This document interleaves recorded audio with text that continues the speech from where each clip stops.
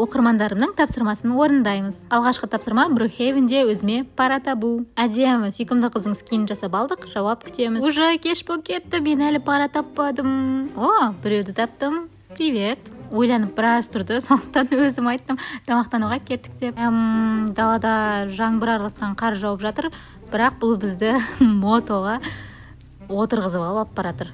По идее, бұл поступок дұрыс болмады, өйткені мен тоңдым. Так, давайте баға беріңдер. Бізді бургерге алып келді. Бірінші кездесу сонда бургерде болады. Ал заказды өзі беріп, алдымызға алып келгеніне жарайды, нормально.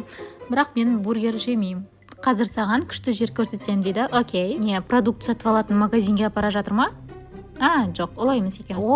Міне кафешкаға алып келді. Не жегіңіз келеді дейді, не ұсынасыз, сіз қалағаныңызды жеймін дейді. Маған что-то ұнамады. Себебі мен одан сұрап тұрмын, ал ол сенің қалағаныңды жеймін дейді. Лучше өз ойы болып, мынау деп нақты айту керек. Сондықтан біз бұл адаммен пара болмаймыз.